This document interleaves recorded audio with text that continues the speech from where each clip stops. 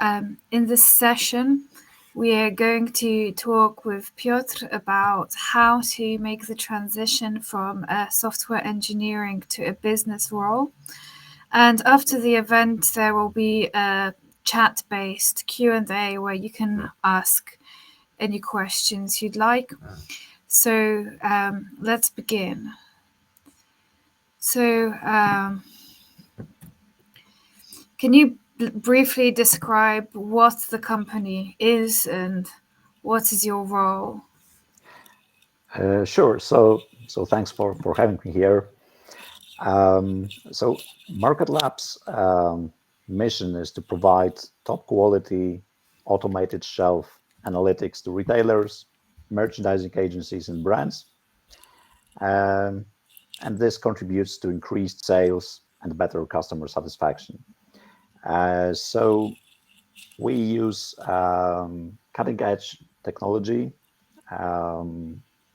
Using AI, image recognition specifically, to digitize shelves in retail stores and generate valuable insights based on this analysis. Thank you. And maybe could you give a small example of how this could be useful for a convenience store or supermarket? Okay, so it is estimated that retailers lose over 7% of their sales due to out of shelf. So given their revenue, it's really a lot, and probably everyone who does shopping sometimes encounters that their favorite product is not displayed on the shelf, and the product has to be on the shelf to be sold. What is also important here is that very frequently the product is in fact somewhere in the store, in the warehouse, or in the back door, but it's not displayed at the shelf, so it's not available to the customers. Also, there are already relatively large budgets allocated to shelf audit. So brands such as, for instance, P&G or PepsiCo, they pay good money to send auditors to stores so that they can verify if their products are available at the shelves, if some contracts with retailers are executed correctly, what is their share of shelf as compared to competition. And this requires, usually in a traditional approach, this requires a lot of manual labor, a lot of logistic costs. So they need to just drive to a store, fill out a survey, and then proceed to drive to another store. This takes a lot of time. It's not non-optimal, and also it's more of a random check because you cannot really visit a store more often than like once a month or perhaps once every 2 weeks. But if you rely on AI and images taken by in-store cameras, then you can effectively have a continuous supervision of what's on the shelf, generate alerts about out of shelf, then look up these missing products, look up their stock level, and send information to people who then replenish the shelf. So it's much more optimal, and this way, this really translates to better sales. So if you reduce out of shelf, then your sales go up, and it's as simple as this. Thank you. That's very clear. Okay, so the next question is, so what is, can you share some information about your journey? So how did you get here? Did you always know you wanted to work in tech? And what was your academic path like before you became the CEO of this company? So I graduated from the Technical University of Lodz and Technical University of Denmark, so DTU. And well, I've always had interest in technology, but to be honest, when I was at the university, I didn't really have a clear path of whether I was going to go into just purely engineering role or just run some tech associated business. So this sort of evolved over time. I quickly realized that there's quite a lot of people that can handle engineering tasks. Also, quite many people that can handle business tasks, but very few people that can handle both roles. And I believe that tech companies, especially that deal with very innovative technologies such as AI, they probably benefit from being run by someone with technical background. It makes much easier to talk to all stakeholders, including shareholders, customers, even employees.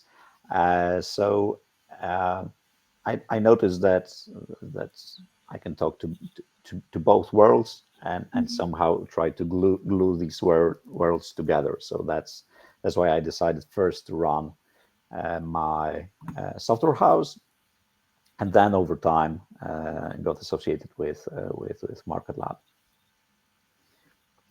Okay, thank you. Yes, so I think after you graduated from university, you were also the CEO of a different startup. Is it correct? Before MarketLab, can you maybe talk a bit about this? Yes. So I mean, after I graduated, I worked as a regular, IT engineer for some time, but very quickly, well, I set up with a couple of my colleagues a startup that over time evolved into a software house that just provided regular software development services. And also it was at the time that this company of mine provided IT services to MarketLab, which at the time didn't have their own IT workforce. So that's how we got to know each other.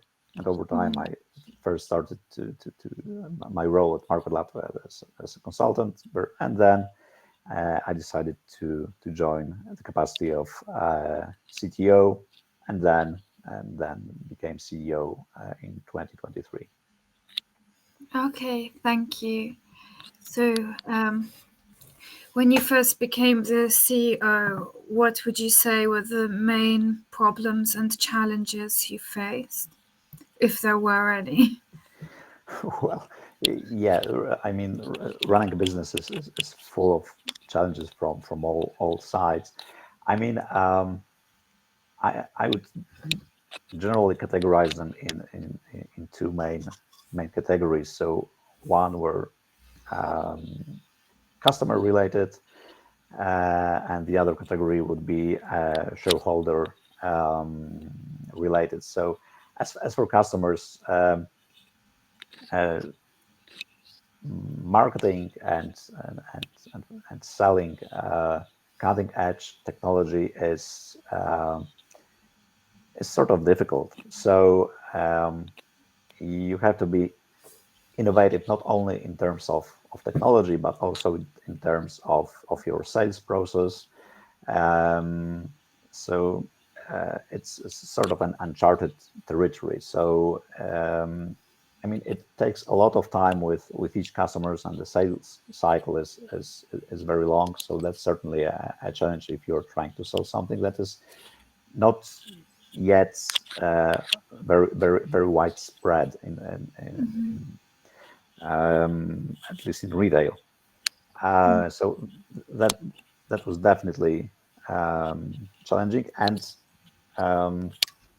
if your customers are large international enterprises, then usually you need to get to C-level. So actually, it is, as CEO, you're very frequently involved in direct discussions with your C-level counterparts, your customers. So you don't just rely on your salespeople. And as for shareholders, I mean, MarketLab was in fact a startup, but that was back in 2010, so quite a long time ago. So there was an investment fund on board.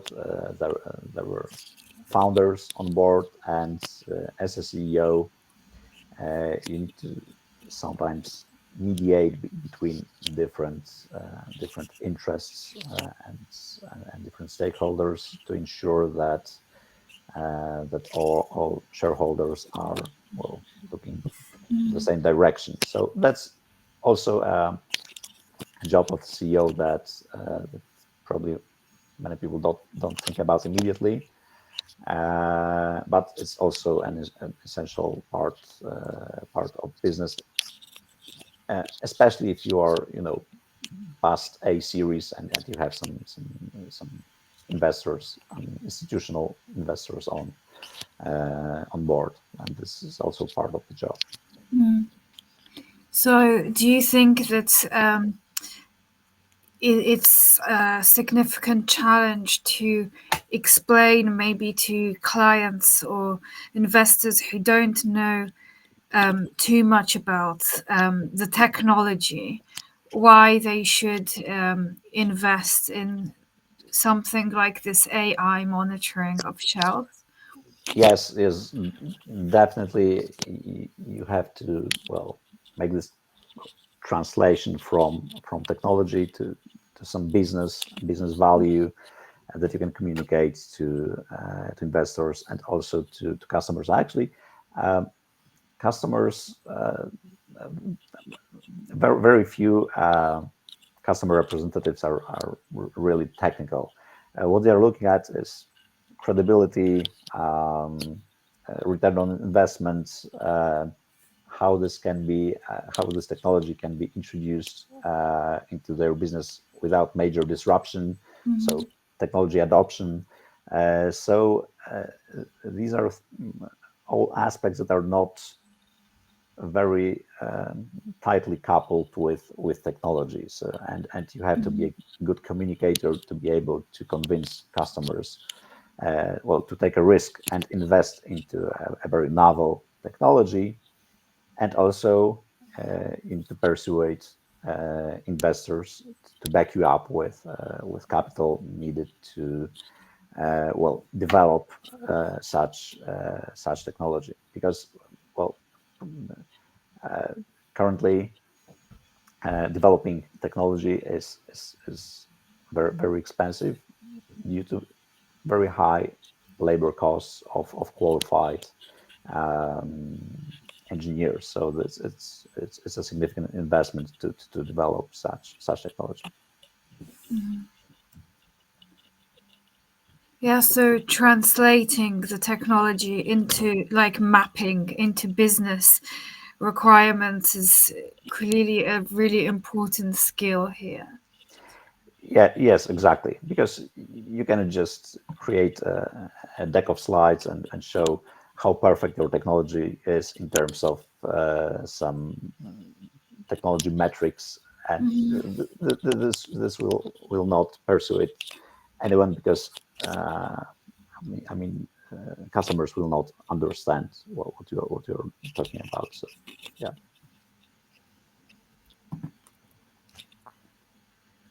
So, what did you find most helpful when sort of transitioning to these more communicative, business-oriented skills from a purely engineering role? I mean, it definitely helps to have a mentor. So for quite a long time, the CEO of MarketLab at the time, well, acted as my mentor. He's I guess 20 or 30 years my senior, and the guy has a lot of experience also running other businesses. So this definitely helps you understand what it takes to lead a company. And also, I think these obstacles that you face once you are in that C-level position is that you have to, well, I mean, people look at you very, very differently. So they are no longer your coworkers. They look up to you, and they expect your support. And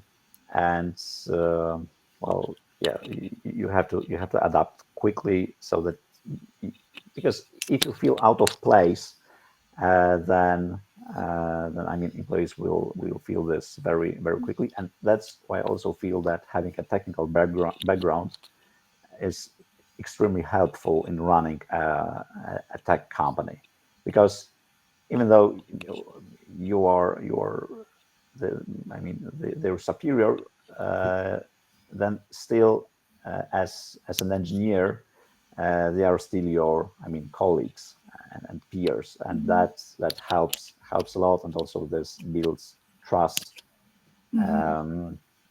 So yeah, that's important. Yeah, I think it's also important if the CEO or business leader knows something about the technology, because we've all heard stories where in a company the boss tells the engineers to do some code by some specific time, but it's impossible, and they just say, just like solve the problem, but there's a problem with communication that actually then the engineers can't explain why it's not possible to do that in that time frame. So it's good or to have some or idea. or even worse, a boss without any technical background just says that it has to be done with a specific technology because he saw some cool YouTube video on it. And I mean, this happens all the time. So it certainly doesn't boost morale. Yeah.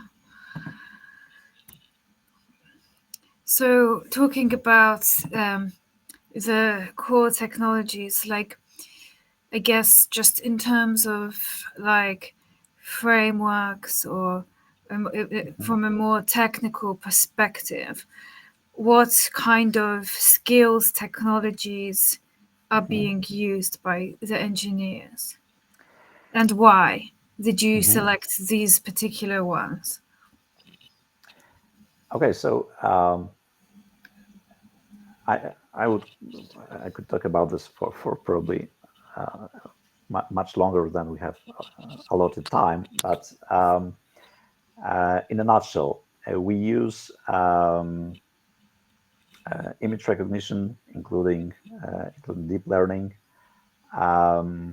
to recognize products on shelves. So we perform object detection and object classification, and also on top of that, a lot of additional stuff, because the devil is in the details. And another category of tech that we use is IoT, or Internet of Things, because once we install hundreds of cameras in a supermarket, then we need to be able to remotely manage all these devices, to be able to remotely run diagnostics, restarts, and whatnot, because it's a complicated distributed network. But this IoT part is a little less innovative, definitely, than the image recognition part. Here, this is the most important. Also, we use some other, let's say, flavors of AI, such as dynamic programming, to compare the results of analysis. So we call it a realogram, so a two-dimensional map of what is actually on the shelf, to reference a so-called planogram, which tells what should be placed at which shelf, and the number of facings and so on. So to compare the two and generate action recommendations, we also use dynamic programming. So that's probably the most innovative part here. Also recently, we added price label recognition. And this is also tricky because it's not enough just to recognize a price using, let's say, an OCR, but you also have to assign this price label to a product, and this takes some additional computations, because sometimes the label is placed above a product, sometimes it's placed below, and sometimes, for instance, it's missing altogether. So it's quite complicated, and over the course of years, we've found a lot of,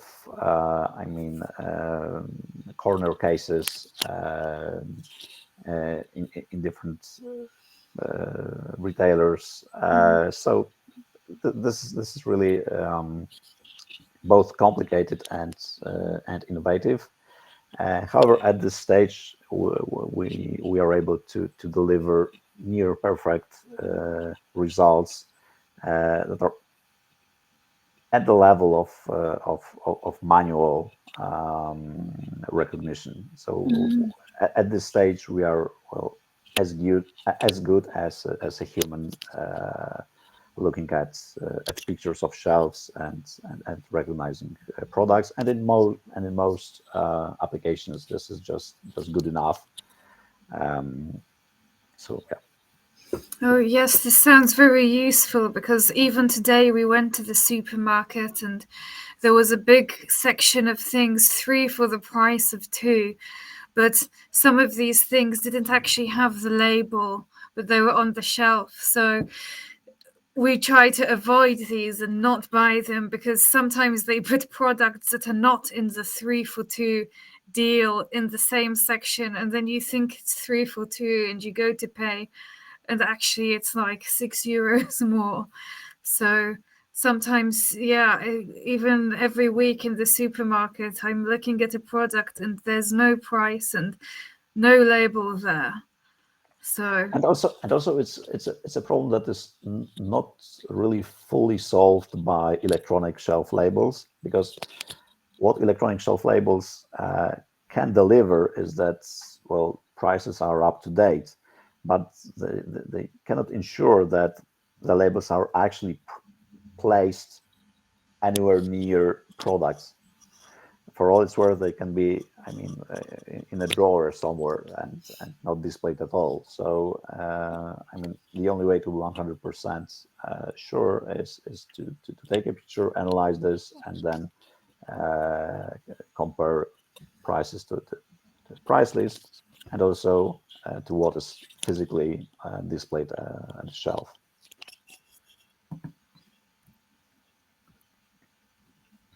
So I think we addressed this already. So what are some future directions in the field, in the domain of generally AI image recognition for business that you see? Like, how do you think the industry will change over the next 5 years?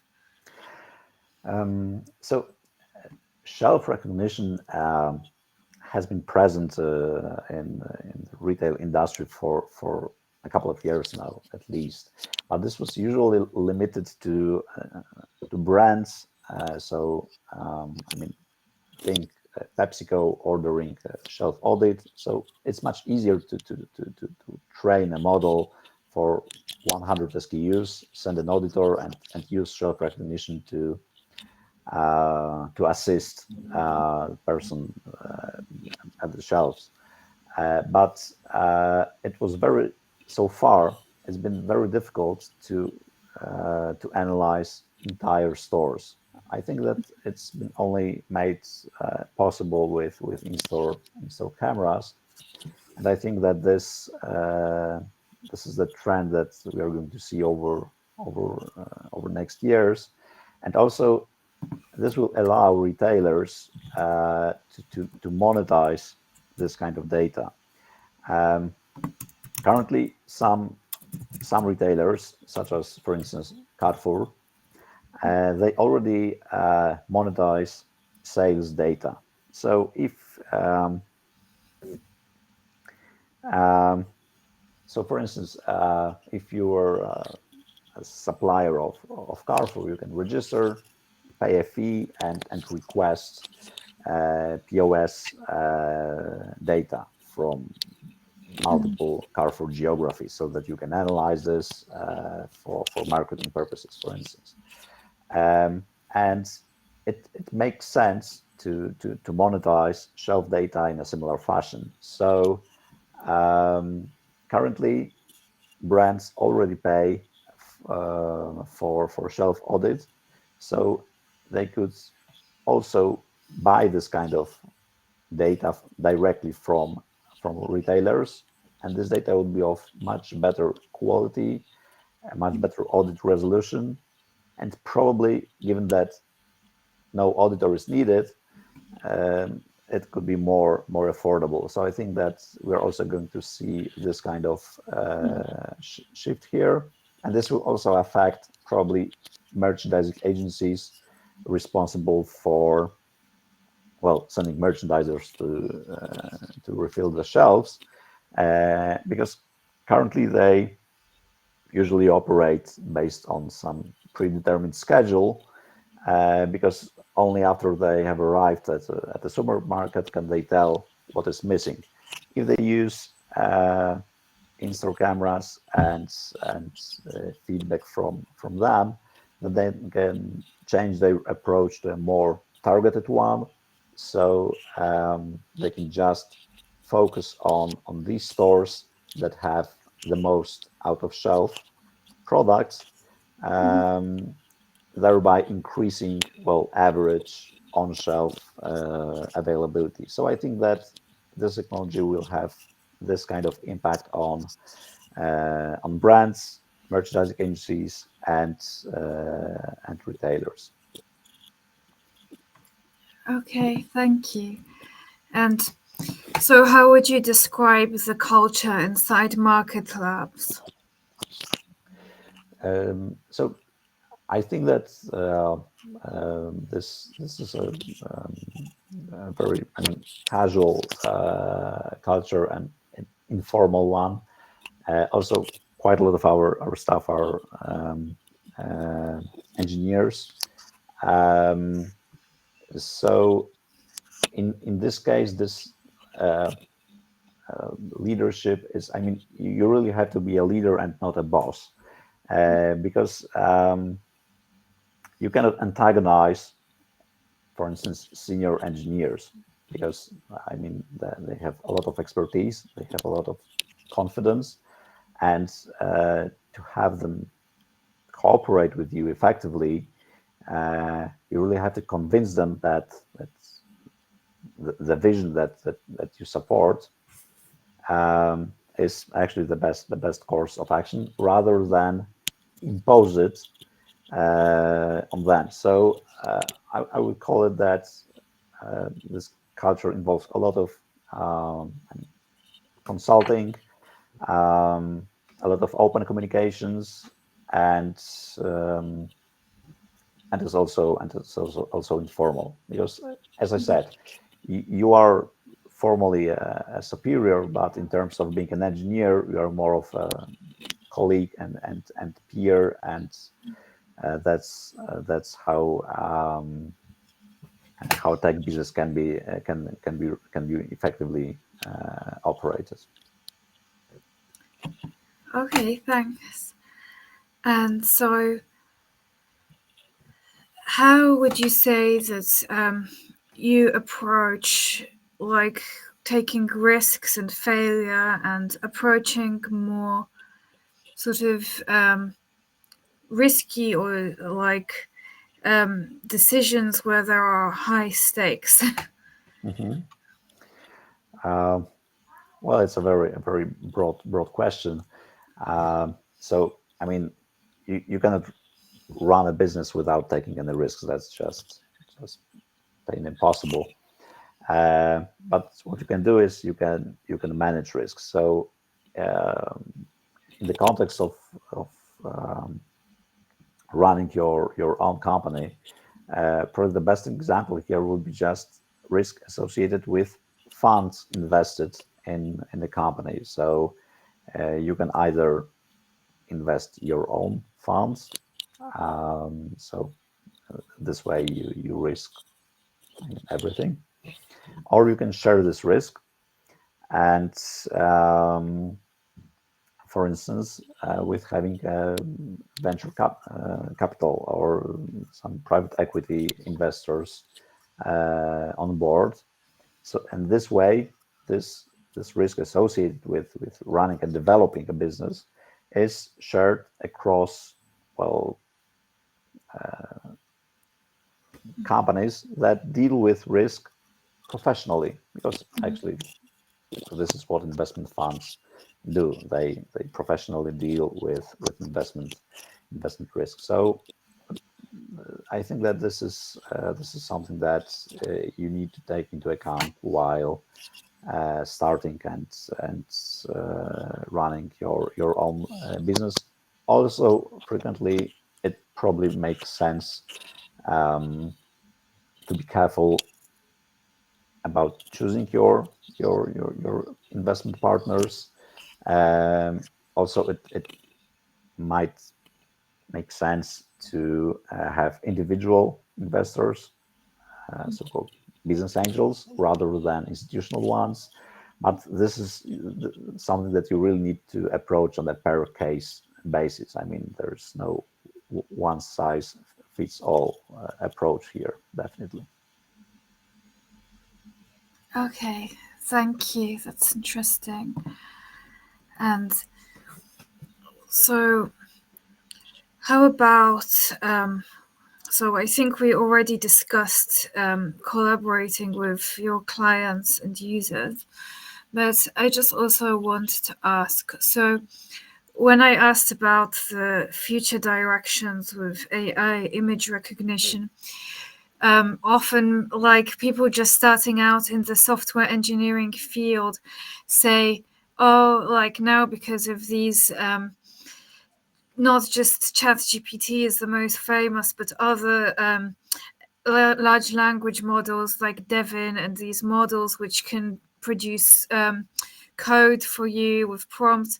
Like, will there still be a demand for engineers in this field in 5 or 10 years?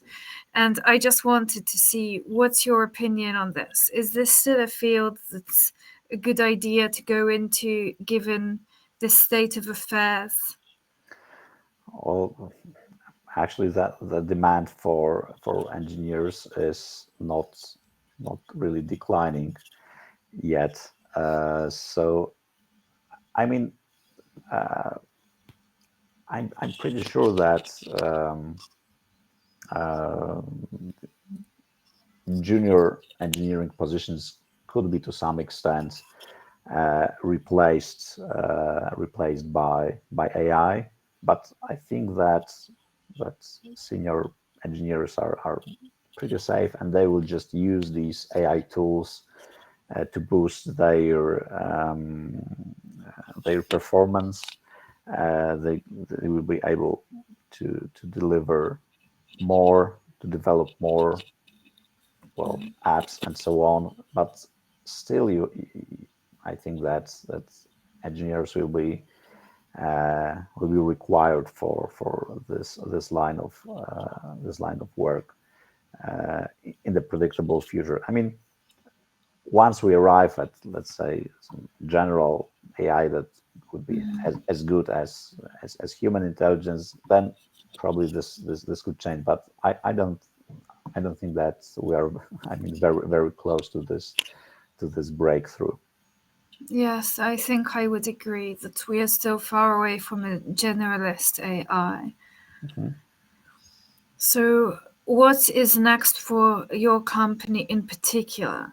So, do you have any like new exciting innovations on the horizon? Well, currently we are in M&A, so merger and acquisition discussions with a large global player. Uh, I cannot really disclose a lot Yes, I at this stage because we have an NDA in place. But the transaction is likely to conclude within probably next 3 months, so very soon. And I think that this will give an opportunity to well, there's a lot of synergy between the two companies. That's why we are in these discussions. But I believe that we'll have more reach to the market, and also we'll be able to leverage existing customer base to introduce this technology to the market more effectively and in a larger number of geographies. So that's what I'm looking forward to. And this is also a very common scenario for startups. So, I mean, quite a lot of startups don't end up as I mean corporations, but instead at some point they are just acquired by larger businesses, and it's I mean it's okay for everyone involved. So it's. And so, what advice would you give to an engineer who wanted to learn more about business and finance and to kind of bridge the gap between these two worlds? So I think that if someone wants to go to business from engineering, they really need to ask themselves if they how fond they are of what they are doing as an engineer, because I mean quite a lot of software engineers, they just love to code, and if they are promoted to managerial positions, they get frustrated very quickly because they no longer have time to actually develop software. So that's something that everyone has to ask themselves. And another thing is that programming and business roles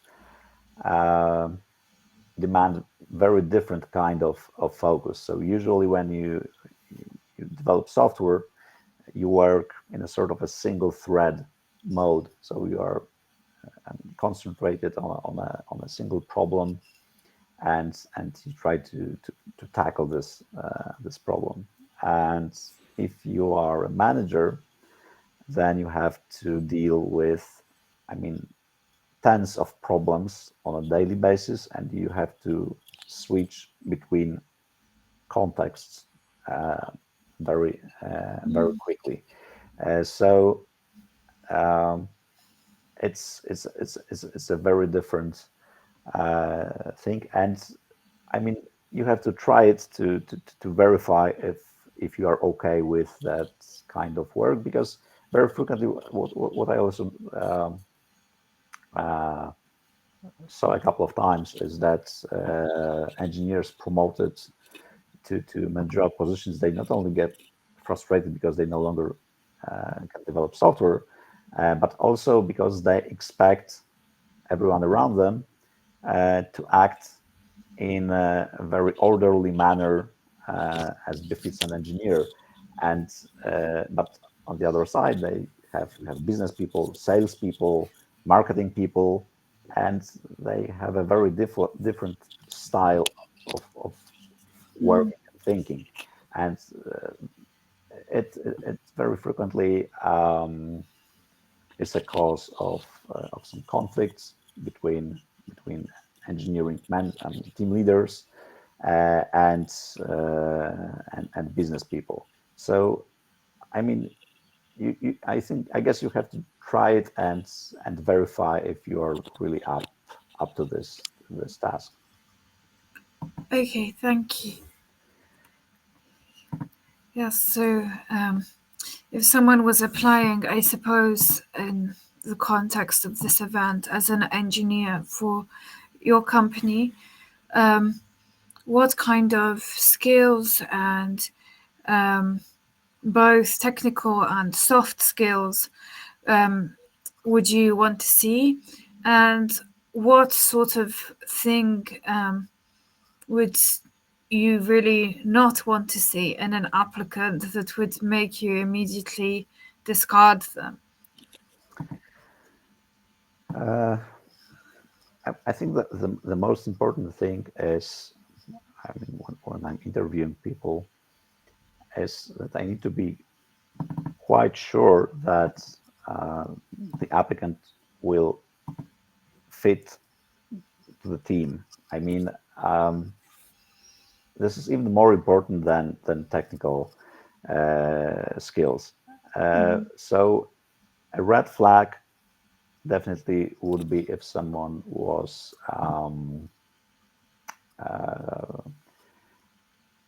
well, acting in a way that would antagonize coworkers or antagonize customers or anyone around them.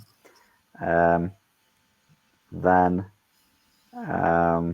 well, definitely it's a red flag.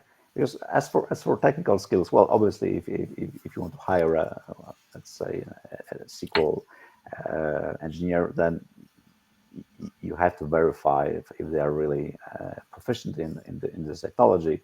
But this is relatively simple. So you can ask a couple of questions, or you can ask for experience, or you can ask him to write some code for you.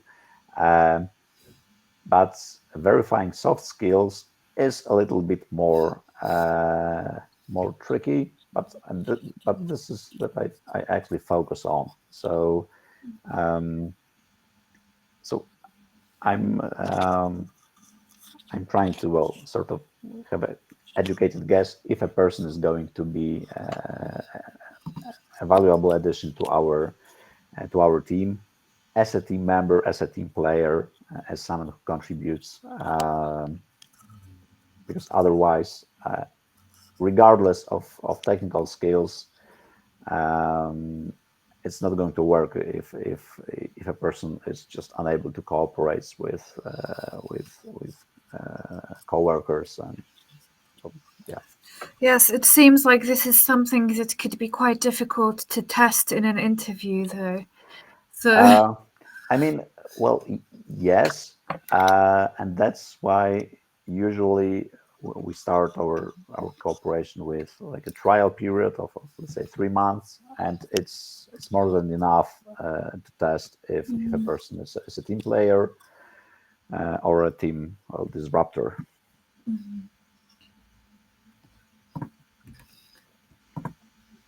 And we are coming to the end before the Q&A, and just I think there are already some questions popping up in the chat window. So yeah, there's already quite a lot of questions, but just to conclude this part, so something lighter, what are your interests outside of work and tech in general? So, well, I'm very passionate about hiking in mountains of various size and geographies, and my another passion is physics, including quantum physics.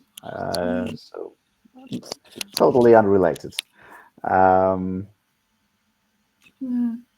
guess that actually, as part of this GDSC club, we had some events about quantum computing. So I think this is like, I don't know much about this, but this is some kind of now more and more crossover between quantum physics and computer science. Well, I think that we still need a little bit more time to develop quantum computing before it's widely applicable.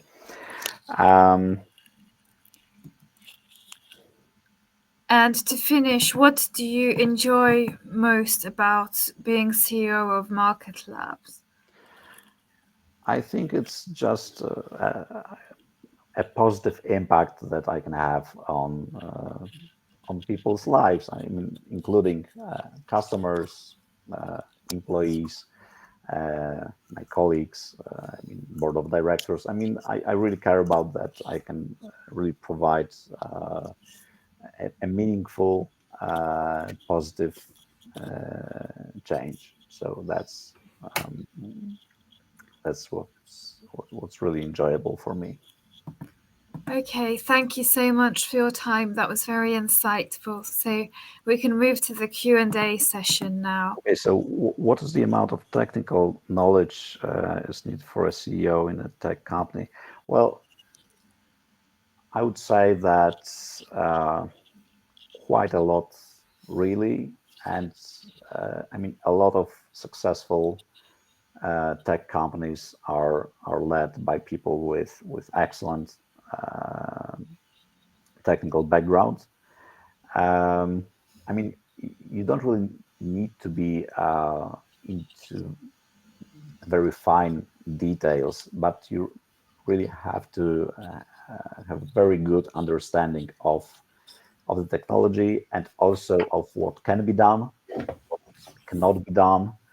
And it also helps if you can very quickly provide, for instance, even a ballpark estimate of how much resources are needed to, for instance, deliver a given feature. So I would say that you need a very solid technical background, but you don't really need to delve into details, because if you hire a lot of engineers, it's just impossible for you to be versed in every possible technology, every possible framework, and so on. But you have to have a very good grasp of these of the general level of complexity of technology and so on. And the next question, which is about challenges you faced moving from an engineer to the CEO, how did you overcome these challenges? I think we already discussed this quite a lot. So maybe you can just summarize in a couple of sentences the main challenge. Well, it's first of all, it's a process. It's not that you are given a manager badge and that's it, and you're done. So you have some time to adapt to a new role. But I think that as for challenges,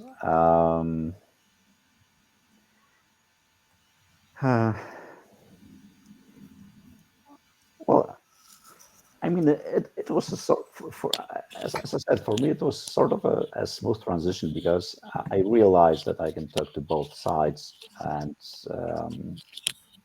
could communicate with both sides effectively and act as a sort of a glue person. So it wasn't, that challenging, I feel. Mm-hmm. And so Kaylee asked, do you have any problems you had with the AI model, and how did the company as a whole deal with this?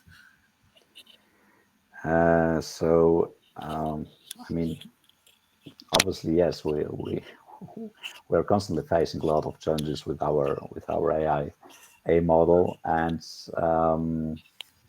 I mean, there's quite a lot of things that you need to do to improve an AI model. So first thing is to provide a better training set, for instance. So we hire quite a lot of image annotators that work on this task. So I'm guessing you use supervised learning, supervised To machine some, learning. yes, yes, to some extent, definitely. Um, and also, we run a lot of experiments with different architectures, because we even found that it sometimes makes sense to have a custom built pipeline for a customer, because it differs so much from another customer. Think pharmacies and grocery stores, for instance, that it just makes sense to have a custom built pipeline with a little bit different architecture. So this is also something that you can do, and well, you also have to follow all trends and developments in this field, because actually all tech giants such as Meta or Google, Microsoft to some extent, they very frequently share a lot of what they have developed, and so the difference between companies is actually lies in the data that you have. So the more data you Yes. have, then the better the model can be, because pretty much everyone uses very similar technology, but the data Yeah. is different. So also in this respect, relying on in-store cameras that can take multiple pictures during a day is just more efficient than relying on people that take pictures with their phones, because we can very quickly generate a lot of data, and also, I mean, this quantity to some extent is a quality of itself. So this is also how you can fine tune a model. Yes. Like, I mean, Amazon's whole success with how much data they could leverage, I guess it's really all about the data, and then it's very difficult for companies to compete if you already have all of this data and they can't get it in the same speed. Yes, but shelf recognition is still a niche, where a company that specializes in this niche can effectively compete even with larger companies. And Angela asked, so once you've already partnered with a client store, what does the integration process for the product look like? So actually implementing the cameras, the technology, and training staff to use this. Okay, so each retailer has a product listing, and also a significant proportion of retailers have planograms. So this serves as reference data, because you have to know which products you're looking for in each picture. So we start with getting this product listing from customer, preferably also with pack shots or beauty shots of each products. These aren't used for model training, by the way, because they just show sort of an abstract setting of a product, but they can be used by image annotators to recognize the product on a real photo. And then what we do is we run image annotation, and the results of image annotation is used to both train the AI model, but also, at least at the beginning is also directly used for reporting, because at this stage we have a lot of, potentially thousands of products that are not in our own database. So we can use annotation results for reporting. As for camera installation, I mean, this usually starts with retailers sharing floor plans of their stores, and then we can indicate camera placement, and then cameras are installed either by our subcontractors or preferably by retailers, subcontractors, and this is usually a relatively simple job, because this is very similar to CCTV camera installation. It's just that the camera is not pointed at the cash register, but rather on a shelf. But the procedure is very similar. So there are quite a lot of companies that we can outsource this task to. And so the last question from the chat is, so how flexible can a tech firm be in a rapid changing world, both technologically and politically?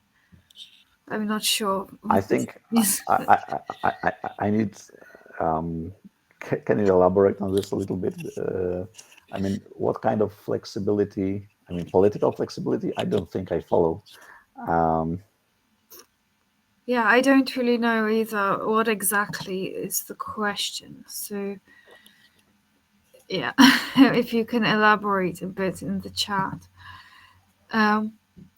Because I don't think this company is really to do with like political trends. Yeah, I mean, retail is not that political. It's not that political, okay.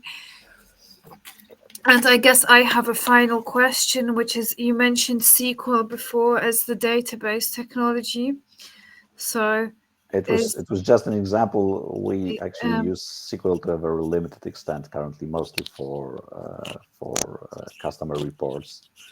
Yes, I was going to ask about this, like about what kind of database management system do you use for the data? Is it SQL relational, or do you use some other kind of data management system like NoSQL or? No, we mostly rely on non-relational database such as Elasticsearch. So, as I said, SQL is used to a very limited extent, mostly because it pairs up well with Power BI, and a lot of customers just like to use Power BI. Okay, thank you. I guess if there's no more questions, then we can end this. I want to thank you so much for your time and for coming here today. So thank you for all of your insights. I really learned something new, and I hope that the attendants did as well. So the pleasure is mine. Thank you. Thank you. Bye. Bye.